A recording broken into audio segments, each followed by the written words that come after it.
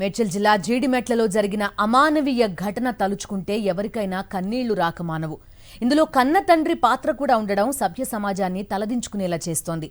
కూతుర్ని కంటికి రెప్పలా కాపాడాల్సిన కన్న తండ్రి కామాంధుడై తన కామవాంఛ తీర్చుకున్నాడు. అలా ఒకసారి కాదు, రెండుసార్లు కాదు, అనేక సార్లు కన్న కూతురిపై లైంగిక దాడికి పాల్పడ్డాడు కీచక తండ్రి. కన్న తండ్రి అలా ఉంటే ఇక కోరిక తీర్చుకుని వదిలేశాడు మరో ఇష్టపడ్డ వ్యక్తి.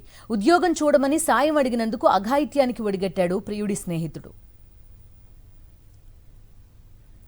కుత్బుల్లాపూర్కు చెందిన ఓ యువతి కుటుంబ సమస్యల కారణంగా 9వ తరగతి వరకు చదివి ఆపై చదువు మానేసి ఇంటి వద్దే ఉంటోంది. ఈ క్రమంలో వావి వరుసలు మరిచి కామంతో కళ్లు మూసుకుపోయిన తండ్రి ఇంట్లోనే ఉంటున్న కూతురుపై పలుమార్లు లైంగిక దాడికి పాల్పడ్డాడు. ఈ విషయాన్ని బాధిత కూతురు తన తల్లికి చెప్పినా పట్టించుకోకపోవడం విస్మయం కలిగిస్తోంది. అంతేకాదు జరిగిన దాని గురించి ఎవరికీ చెప్పొద్దని కన్న తల్లి బెదిరించింది. ఇటీవలే యువతికి ఇన్స్టాగ్రామ్ ద్వారా ఒక యువకుడితో పరిచయం ఏర్పడింది. ఒకరినొకరు ఇష్టపడ్డారు. ఈ క్రమంలో డిసెంబర్ 26న యువతిని తన ఇంటికి తీసుకెళ్లాడు ప్రియుడు. మరుసటి రోజు తిరిగి ఇంటికి వెళ్లిపోవాలని చెప్పడంతో ఆమె సికింద్రాబాద్ రైల్వే స్టేషన్కు వెళ్లింది. కానీ ఇంటికి వెళ్లడం ఇష్టం లేని యువతి ప్రియుడి స్నేహితుడైన రవికి కాల్ చేసి ఉద్యోగం ఇప్పించాలని కోరింది. దీంతో రవి పటాన్చెరులో తన రూమ్కి యువతిని తీసుకెళ్లాడు. ఈ క్రమంలో డిసెంబర్ 29న మద్యం మత్తులో యువతిపై అత్యాచారానికి పాల్పడ్డాడు రవి.